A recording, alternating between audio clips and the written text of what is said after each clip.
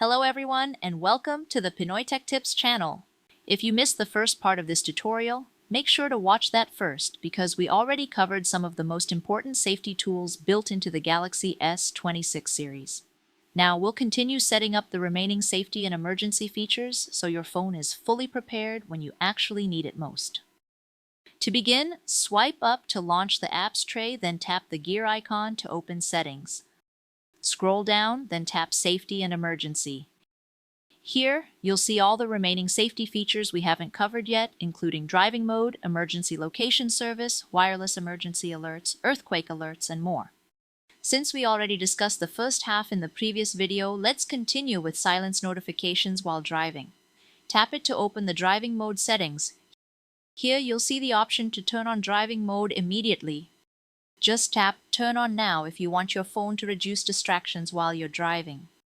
This feature is actually very useful, especially if notifications constantly pull your attention away from the road. You'll also find an option to enable or disable Bluetooth while driving. Now scroll down to the notification filter section. There's a switch called Allow All Notifications while driving. If you want a more focused and distraction-free driving experience, it's better to keep this turned off. Next, tap Calls and Messages. This lets you decide which people can still contact you while driving mode or Do Not Disturb is active. Under Who Can Interrupt, tap Messages. From here, you can allow messages from Favorite Contacts Only, and Priority Conversations. Choose whichever works best for you. Now go back and tap Calls. You can also choose who's allowed to call you while driving mode is active. If you don't want any interruptions at all, simply select None. You'll also see Allow Repeat Callers. Turn this on if you want emergency calls from the same number to still go through when they call more than once within 15 minutes. That's a really useful option for emergencies, so consider leaving it enabled. Now head back to the main DND settings page, then tap App Notifications. This is where you control which apps are allowed to interrupt you.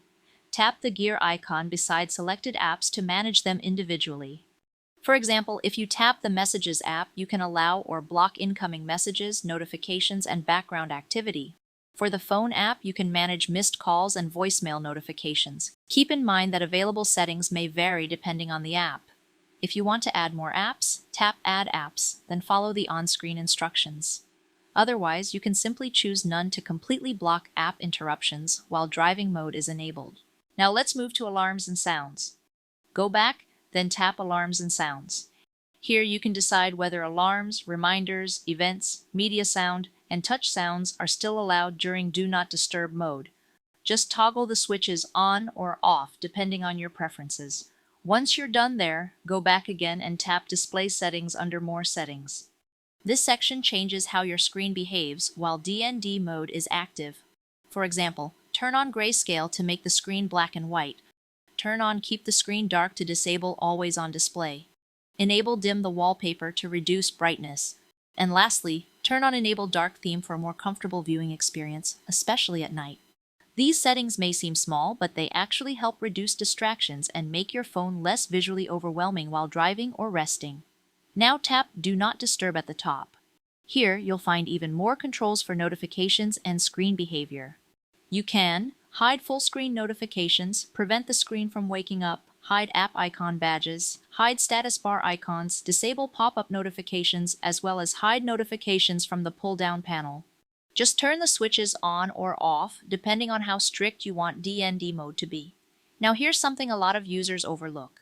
At the top right corner, tap the three-dot icon. From here, you can customize the mode itself. For example, tap Rename if you want to give this mode a custom name. Now let's return to the Safety and Emergency menu. The next feature is Emergency Location Service. Tap it. This feature automatically shares your location and other important information with emergency responders whenever you contact emergency services. And because this can genuinely help responders locate you faster during emergencies, it's highly recommended to leave this enabled.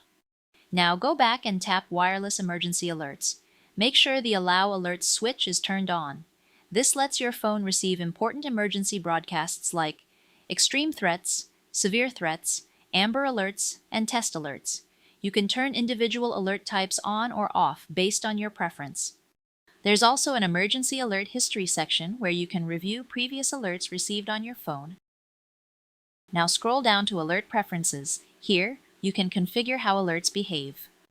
For example, turn vibration on or off, set how often reminder sounds repeat, force alerts to play at full volume, and enable spoken alert messages using text-to-speech. If you find spoken alerts annoying, you can disable them anytime. Next, let's configure earthquake alerts. Tap it, then make sure the switch is turned on. When enabled, your phone can warn you if an earthquake is detected nearby. There's also a See a Demo option so you can preview how the alert works. And finally, let's talk about unknown tracker alerts. Tap it. Turn on Allow Alerts so your phone can notify you if an unknown tracker device appears to be traveling with you. This is especially useful for privacy and personal safety. You can also manually scan for trackers anytime by tapping Scan Now. Your phone will then check for nearby trackers and guide you through the next steps if one is detected. And that's pretty much it for part 2 of the Samsung Galaxy S26 Safety and Emergency Features Guide. These settings may not seem important every day, but when something unexpected happens, you'll be glad you took the time to configure them properly. If you found this tutorial helpful, don't forget to like the video and subscribe to the Pinoy Tech Tips channel for more smartphone tips, tutorials, and troubleshooting guides. Thanks for watching, and see you in the next video.